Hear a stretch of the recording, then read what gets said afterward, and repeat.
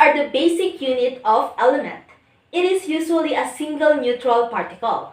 An atom has a proton, neutron, and electron that are held together by a nuclear bonds to maintain the electrostatic attraction between the electron and the nucleus. Most elements of the periodic table exist as an atoms. Parts of an atom. Nucleus.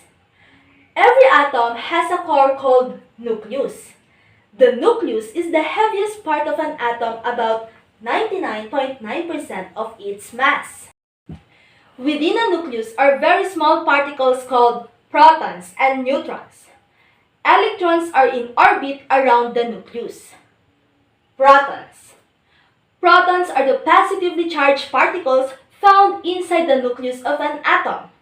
Every element has a unique atomic number, and this number is the amount of proton inside the element's nucleus. For example, oxygen. Oxygen has an atomic number of 8. How many protons does it have? Yes, you're right. 8 protons. Electrons are the negatively charged particles found outside the nucleus of an atom. They are very small, only about 2,000ths the mass of protons or neutrons. Neutrons. Neutrons are the other particles found inside the nucleus of an atom. Neutrons have no charge. Atoms of same element may not carry the same number of neutrons.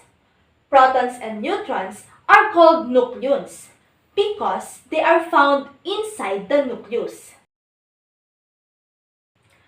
What is an ion?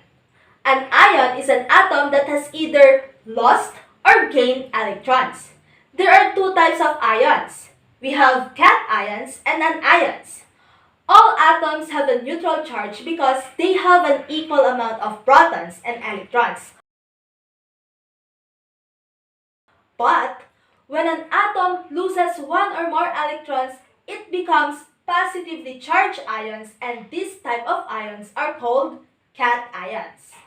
Examples: positively charged sodium and aluminum ions.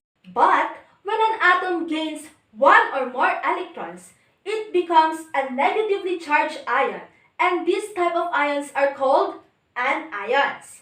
Examples are negatively charged oxide and chloride ion.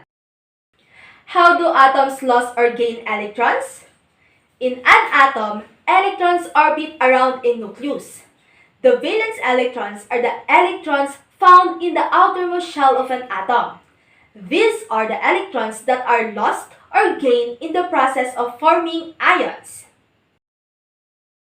The elements in the periodic table are arranged according to the increasing atomic number. The rows are called periods, and the columns are called groups. Group number in the periodic table gives us the number of valence electron in the outermost energy shell. So how did it become an ion? Let's take a look at the periodic table of elements. Metal atoms and non-metal atoms go in the opposite direction when they ionize. Metal atoms lose the electron or electrons in their highest energy level and become positively charged ions, while non-metal atoms gain an electron or electrons from another atom to become negatively charged ions. The process of the atom becoming an ion is called ionization. Let us determine the number of protons, neutrons, and electrons in a particular ion. I have here the details of calcium ion. Atomic number is 20. Mass number is 40. Since the atomic number is the same with the number of protons, therefore the protons is also 20. How about the neutron?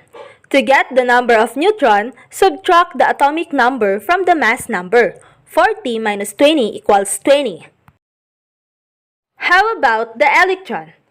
In solving electrons, electron equals the atomic number minus the charge. In this case, we have 2 positive charge. Therefore, 20 minus positive 2 equals 18.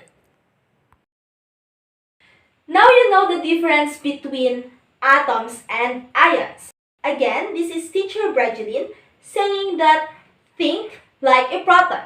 Always be positive. Positive in our thoughts. Be like a neutron. Neutral in our judgment. And be like an electron. Negative to what is wrong.